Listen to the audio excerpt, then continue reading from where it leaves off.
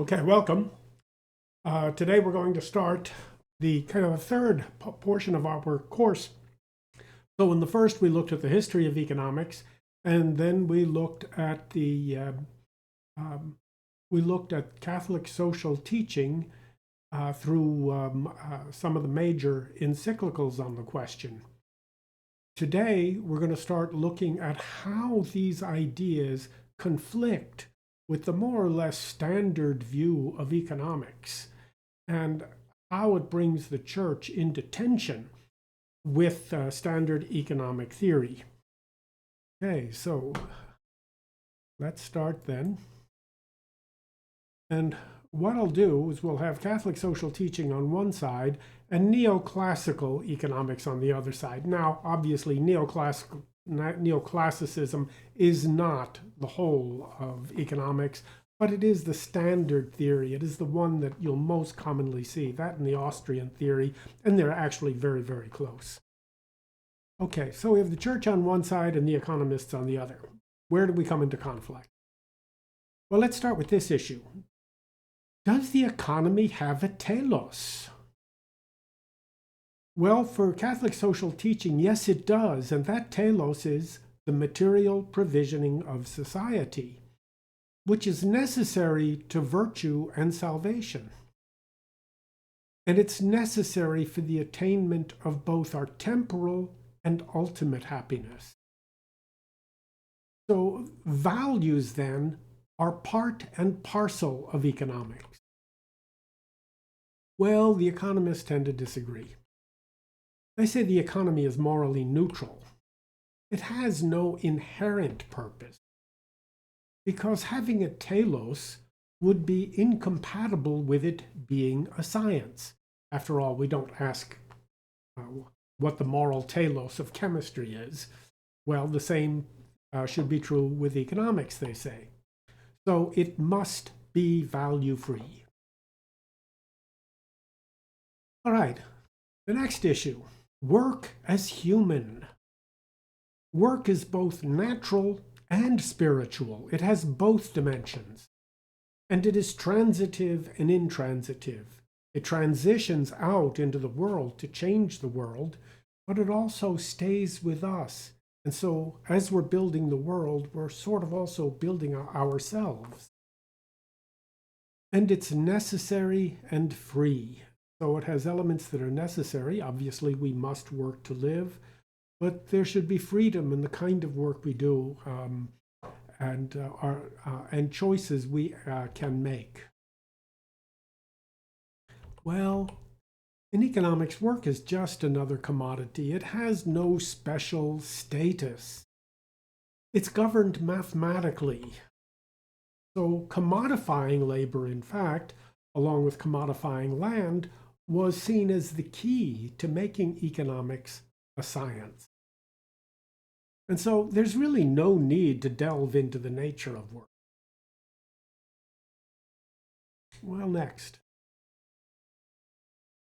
The church has the idea of limited property. Private property is a sacred right, but it's not an absolute right. It's rooted in and directed towards work. Now, there are a variety of forms: communal, personal, private, cooperative, and collective. And they are all subject to the universal destination of goods. Well, for the economists, absolute property is the foundation of the science. Title is absolute and unlimited. It's rooted in law alone, not in natural law. Mostly, if you go to almost any textbook, they really won't define property. It's whatever the law says is property. Nevertheless, unlimited acquisition of property is seen as the great motivator and therefore the great engine of capitalism. And it has no necessary social values. The law may impose some values on it, like taxes or pollution requirements, things like that, but it has no necessary value.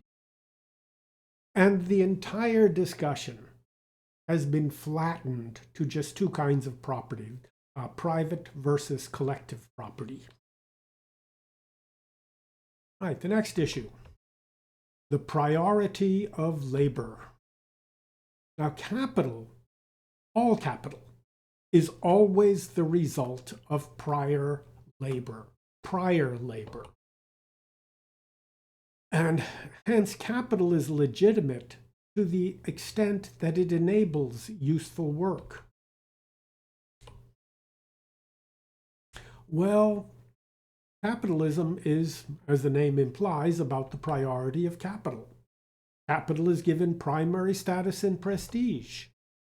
Capital is viewed as the primary source of growth and jobs. And hence, there can be no limits on its accumulation. Next issue, the just wage. And this, according to, say, John Paul II, is the primary criteria of economic justice. And it provides for the support of families, and it is the root of economic and social order. Well, the economist begs to differ. Labor is just another commodity, as we've mentioned. As a commodity, its price is fixed by an inflexible law. And hence there can be no special treatment of labor. And its commodification is viewed as necessary to the freedom of labor.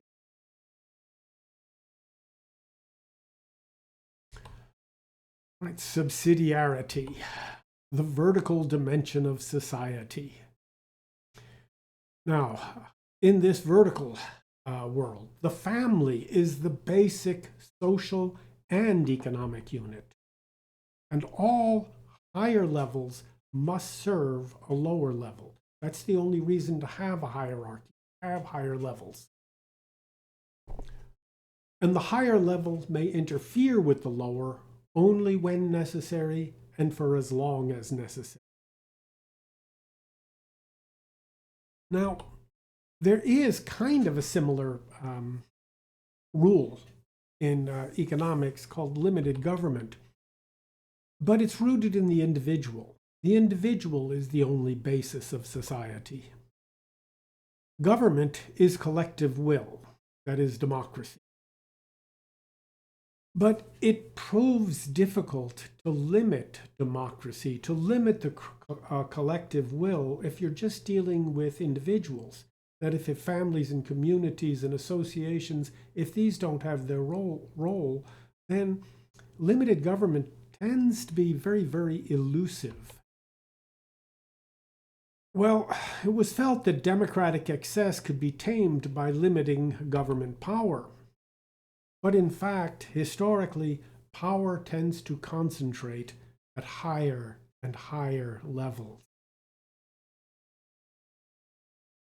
The next thing we can deal with is solidarity. This is that horizontal dimension of society, and it connects all levels of society as if they were on the same level. Okay? And it always seeks the common good. And it pays special attention to the lowest in society, to the least of his brothers. This is called the preferential option for the poor. So put these two together, solidarity and subsidiarity, and we get something like this. Subsidiarity gives the proper hierarchical dimension. But this hierarchy is only justified by the aid or subsidium it gives to lower levels. And this stands the whole idea of hierarchy on its head. Normally we think of a hierarchy with the lower serving the higher. Well, in subsidiarity, it's the other way around. All right, then solidarity then erases that hierarchy. All persons are now at the same level. Prince or pauper, millionaire or beggar, it doesn't matter. So between these two, we have, as we shall see later, the entirety of Catholic political philosophy.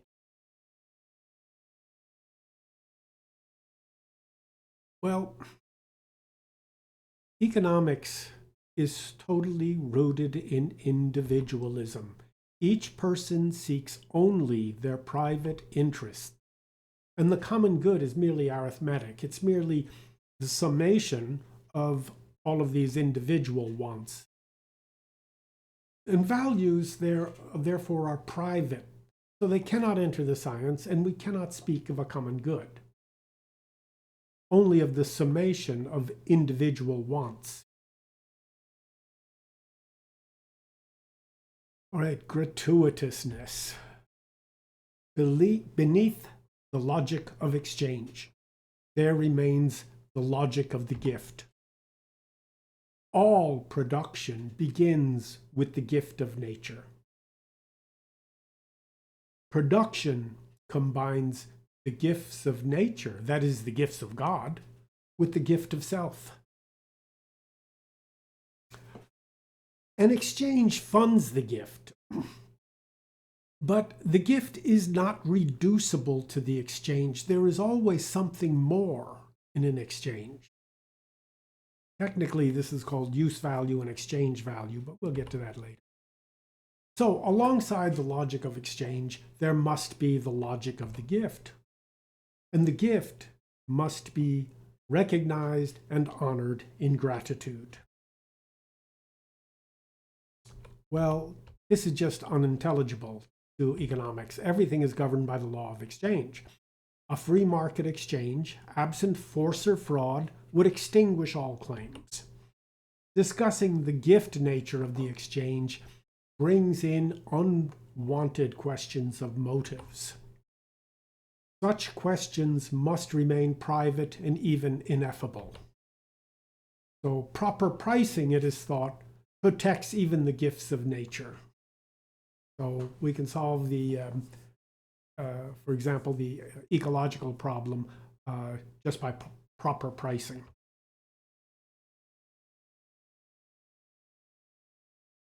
But you might say the major difference is the idea of an organic economy.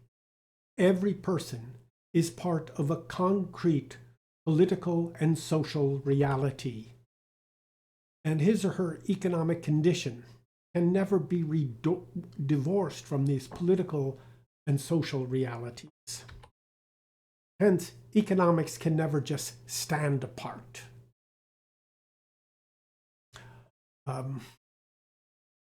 It always involves questions of equity. Well, economics, the science of economics tends to be mechanistic. That is, economics is just a set of laws that govern any economy, regardless of their social or political considerations. And these laws, left to themselves, tend towards equilibrium. And this equilibrium is conceived of in a mechanical fashion. Justice will take care of itself when, and only when, the mechanism reaches equilibrium.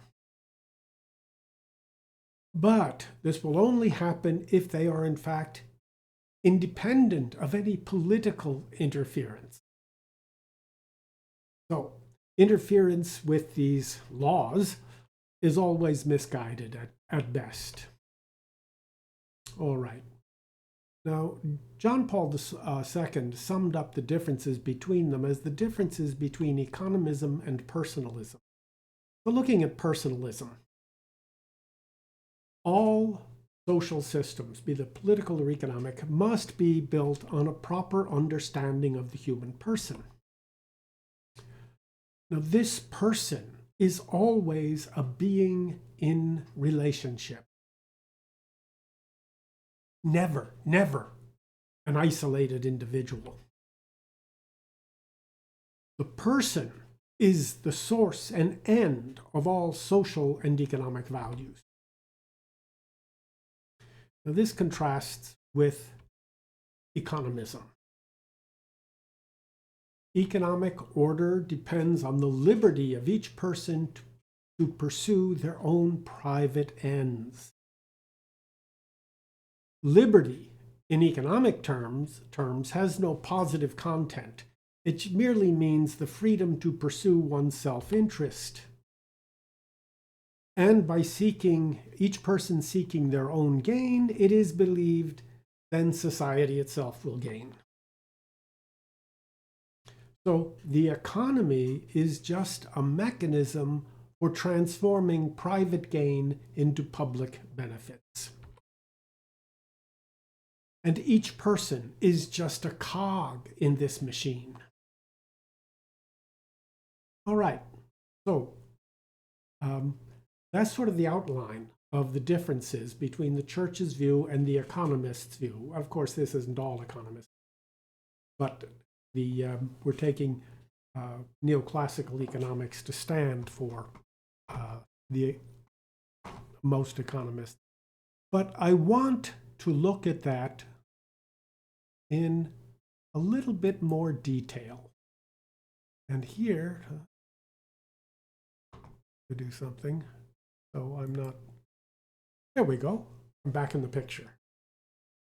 All right, so the, make a few adjustments here. Right, here we go. Okay, I think we're good now. I think we got the technical stuff down. Let's look then at, take a closer look at the differences between economism and personalism. So let's start with economism, and the figure I'm taking as representative here is this gentleman, Ludwig von Mises, 1881 to 1973, who is the founder of the Neo-Austrian economic school. Now, basically, in my opinion, it's just a rehash of Jeremy Bentham and utilitarianism, but it's translated into sort of modern economic terms. So what are these? Well, Mises starts with a new science that he says he has discovered. And what is this science? It's called praxeology, the science of human action. And it begins with what he calls the axioms of action. Now, all action, he says, is for a purpose. Well, that's obviously true. But this purpose is always self-interested. So, in Mises's own words, neither love nor charity nor any other sympathetic sentiments, but rightly understood selfishness, is what originally impelled man to adjust himself to the requirements of society and to respect the rights and freedoms of his fellow man, and to substitute peaceful collaboration for enmity and conflict. Human action.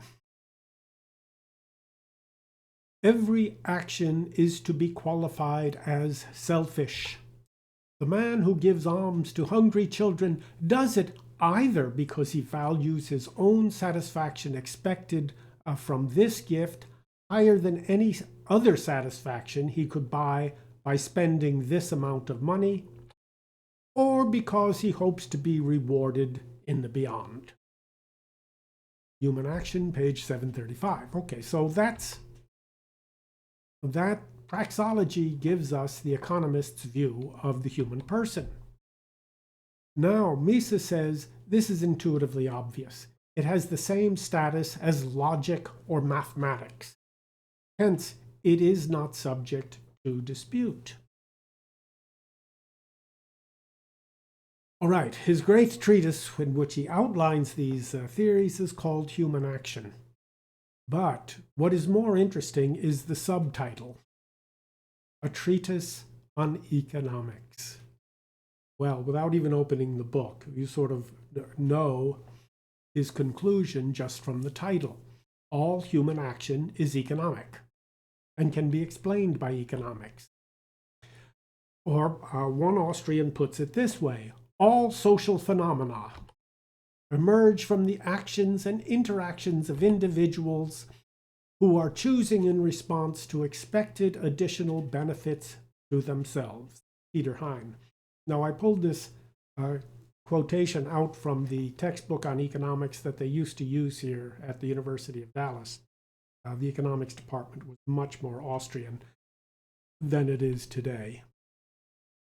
So, economics replaces philosophy, theology, and all the other sources of knowledge about human actions. All right, the axiom of action. Let's take a closer look. All action, he says, begins in discontent. So a contented person simply would not act. You have to be unhappy in order to act.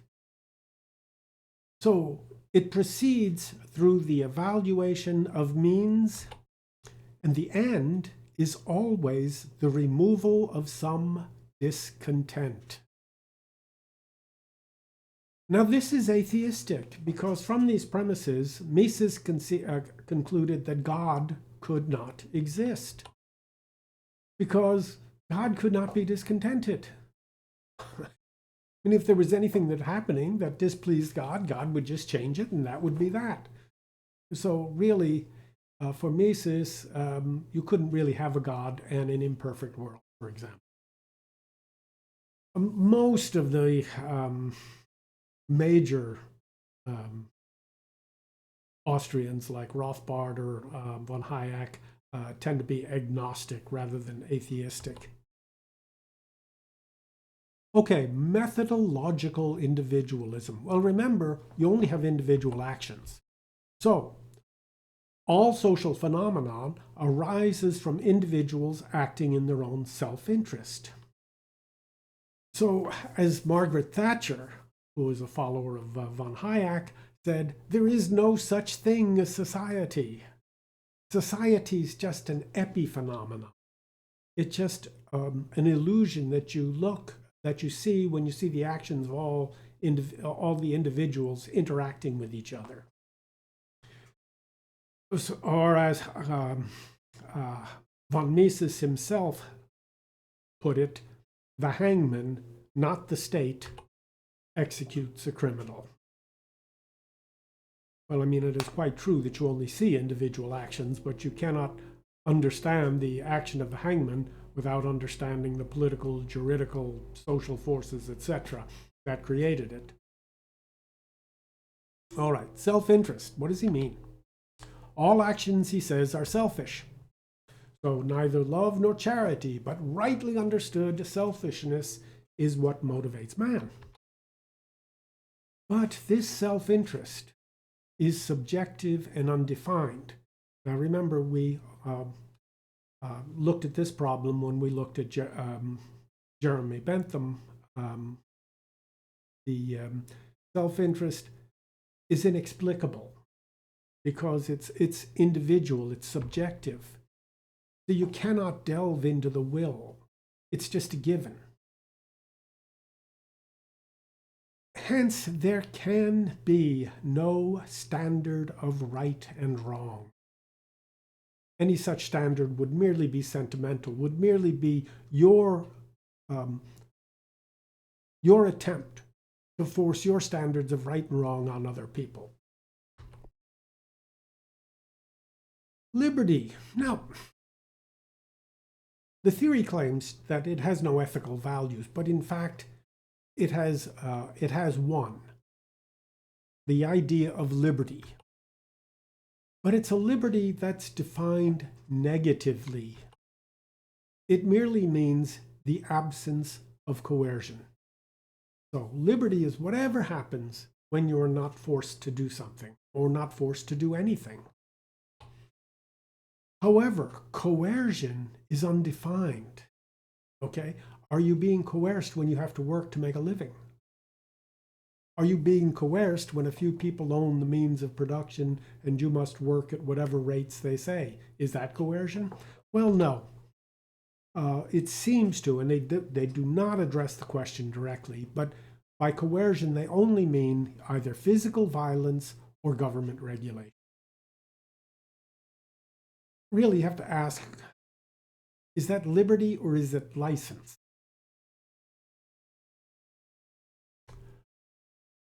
So, economic science. Economic science for the Austrians is deductive. It flows from the axioms of action, and it admits of no exceptions. It admits of no historical test. Only the deductive process can be critiqued. So all this time we spent studying the history of economics, that's all a waste of time, because history can tell us nothing about economics. It can't test this theory, it can't test any other theory. Only the deductions count. Well, this is, he's trying to argue against empiricism here, and he has a point. Empiricism says that there are no axioms, there are no ideas. You just look at nature, or you just look at history, and all the answers emerge without any theories. Well, these are two opposing but equal errors. All right, private property. Now, Mises says property is control of what the property produces. And property, he says, originates in violence. So this is quite correct. This is all property starts with the right of conquest, as we have seen. And it is man-made. The ideas of property are not natural. They're legal. Nevertheless, they are the primary institution of the market. And it depends on government coercion. Okay, do you see a conflict here? Coercion is the prime sin, but all property, which is the primary component of economics, depends on government coercion. Nevertheless, Mises concludes, really without much justification, that it is not really the government who decides who owns property, it's the consumer. Marginalism in Mises is primarily psychological, okay? And it's part of all choices. So we start working on what's of most concern to us first, and then go on to the thing that's second of most important to us, and then the third, etc. And this marginalism, this psychological marginalism, explains all of our choices. And it is, in fact, the totality of economics. Well, and that's true for standard neoclassical economics as well. Okay. Well, what's the end game? What is social order in this theory? Well, it's just freely acting individuals with no preferred outcomes. You cannot say that one outcome is better than the other so long as it results from freely acting individuals. And so consumer sovereignty is the highest value.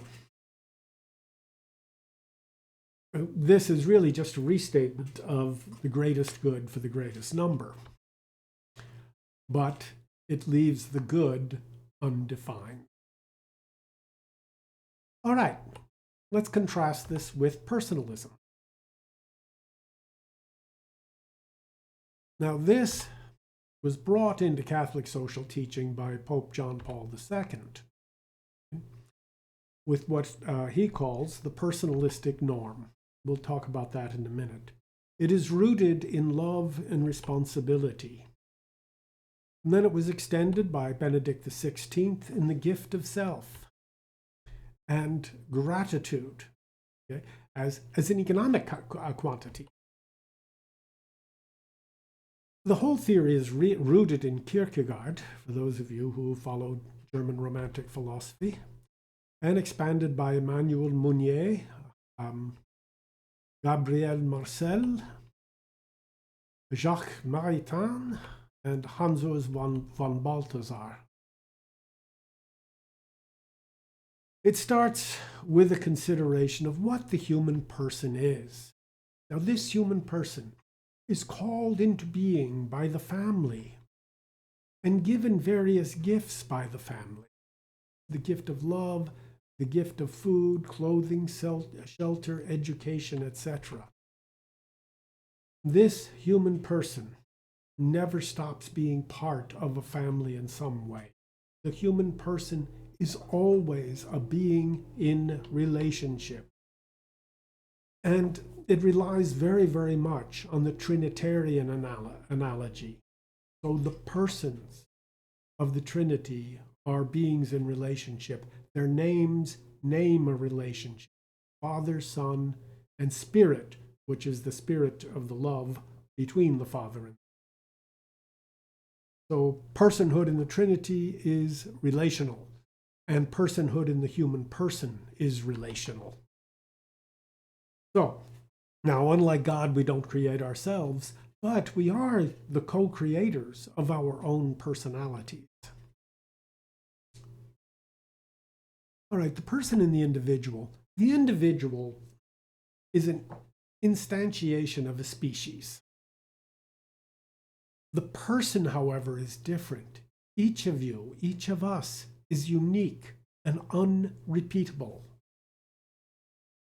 Each of us is, in a sense, a species unto ourselves. So yes, we are all individuals by virtue of being human animals. But we are unique and unrepeatable by being a human person.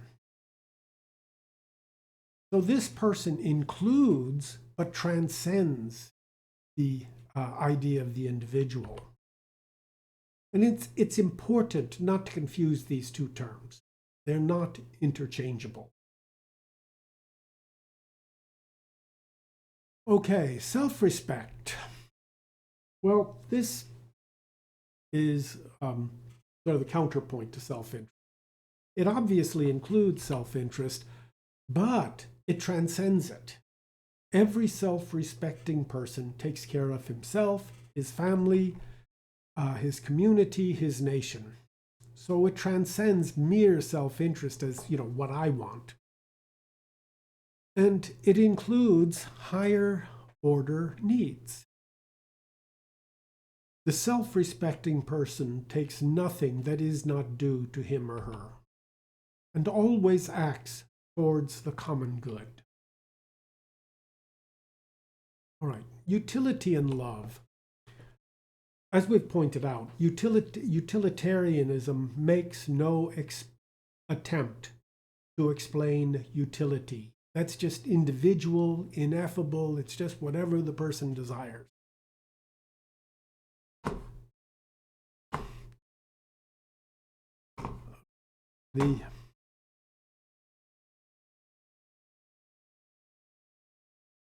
However, this is not true. We know why things are useful.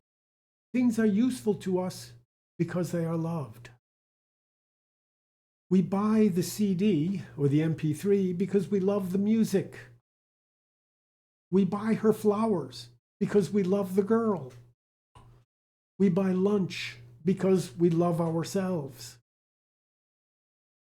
Now, love alone makes anything useful. Therefore, it's important to love that which is really good, which is truly good, because disordered loves lead to pathologies.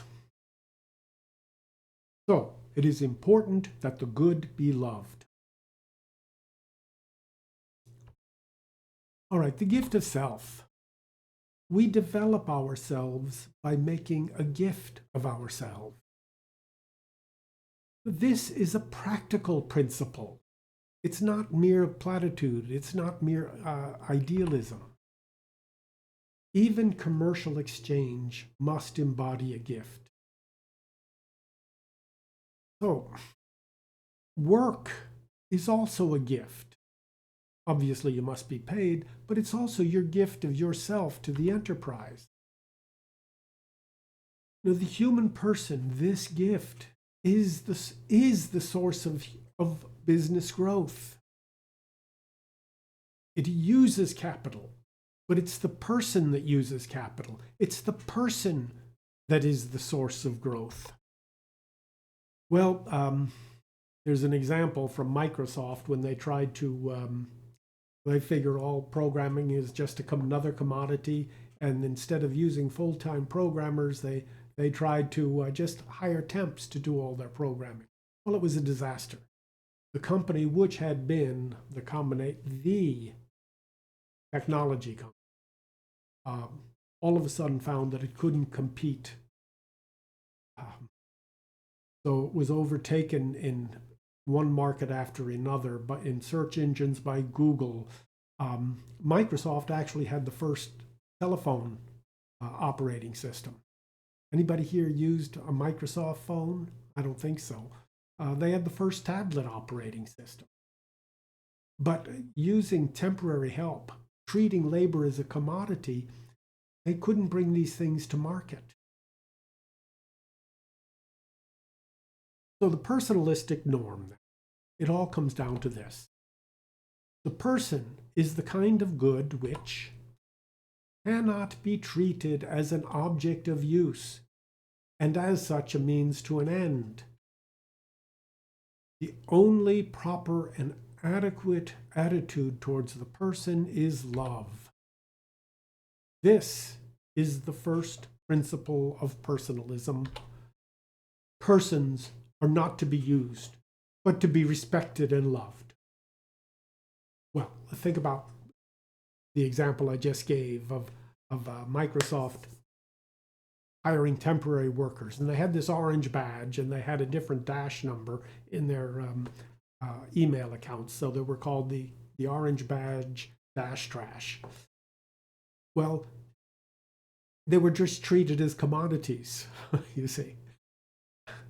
And whether or not you agree with that, it turns out to be disastrous for the company. Microsoft lost the position it had. So this is something practical. Now, there's a particular problem, which you read of in the textbook, and that's the mother's problem. And this was used as a test to realism. Okay, everybody has these wonderful theories of economics that can explain all human action, blah, blah, blah. Okay. How do these theories explain how a mother allocates some scarce resource, say milk, among the members of her family? Well, if you follow the utilitarian ideas, then she will allocate the milk based on the amount of utility she gets from each member of the family. So if she got most utility from the father, don't ask, he gets the first claim on the milk that day. And or if she got the most utility from the cat, he gets the first claim on the utility that day. Well, personalism is different. Under personalism, the mother evaluates persons as ends and the goods at her disposal, such as milk, as means. So, under that allocation, the baby is going to get the first allocation because he has the most need for the milk. Then the children, then the father, then if there's anything left over, the cat can have a dish of milk. All right, property. Now, property is proper demand. I mean, we need property, absolutely. We must have some property in order to live. But every proper thing has natural limits. So this brings us into the distinction that I've made in this course between personal and private property. So personal property, everybody needs that. Private property is infinitely expandable. The need for that is questionable. What people do need, what the person needs, what the family needs is some property, enough property for their own freedom and independence. Anything beyond that, okay, can be subject to different kinds of laws and consideration. Right, finally, the person is the source of growth. Right, in standard theory, growth is given by the capital to worker ratio. This results in an anti-human mindset Because how can you change that ratio? Well, you can increase the amount of capital, or you can decrease the number of workers. Outsourcing, automation, things like that.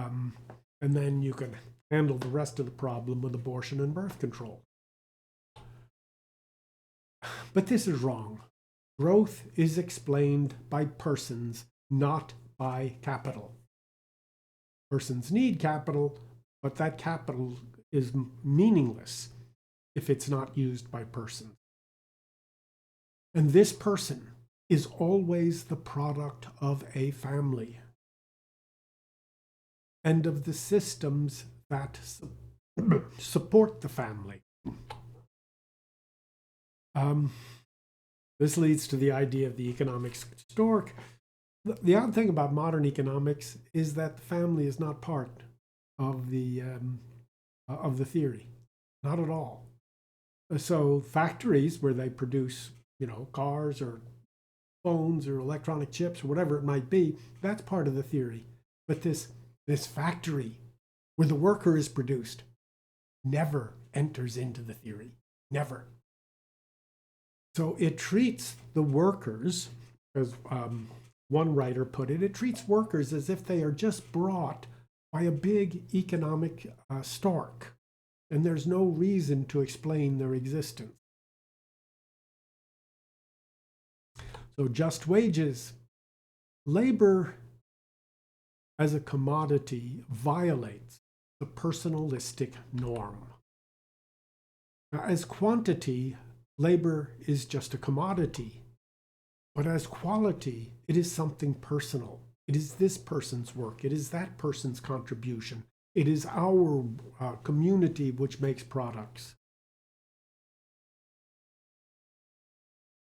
Quantifying, commodifying labor turns out to be very bad business practice, as we saw with the dash trash problems of Microsoft. And in every case, bad anthropology leads to bad economics. In the first place, there's a lot of problems, but you could just point to the demand problem. When you outsource or automate everybody's labor, that's fine. You lower your labor costs. Well, who do you sell the stuff to? So when you fire your workers, you fire your customers. They're the same people. All right. At the height of personalism, according to John Paul, stands a civilization of love. It depends on the right order of values. Liberty is certainly a value, as the Austrians point out, but it's not the only value. This civilization is rooted in love, and it is important that the good be loved, and especially the common good. And it seeks a civilization of human scale. So we live in societies in where we are all just tiny little fragments of this globalized economy. But really, we need to create economies on a human scale. We need personal property. Everybody, and the more the better. That is, the more people have property, the better it is. And we need liberty, but ordered liberty. Liberty ordered toward the good and toward the common good. All right, all very fine. And we keep coming back to this question, is it practical, right? Well, let me suggest that will be the burden of this course. So, let's close with this. Let me suggest that there are, get this, I work the board and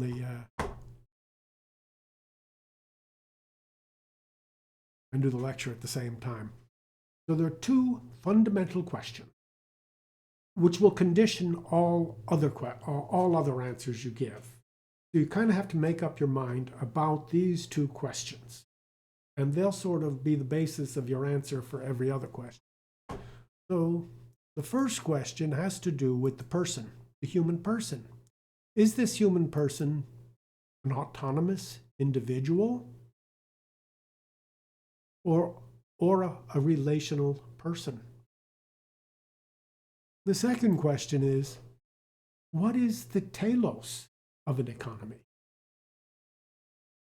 Is it just increasing wealth? So if the stock market is going up, then everything's fine. We don't have to look any further. Or is it supporting the person, providing the necessary material support for the person, the family, and the community? All right. Every other thing will be conditioned on how you answer those two. Okay? So you have to kind of give your own answer to them.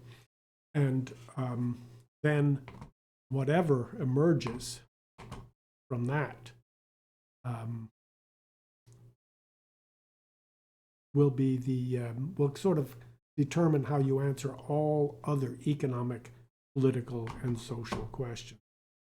All right, well, let's get together and talk about this, both online and in our discussion groups.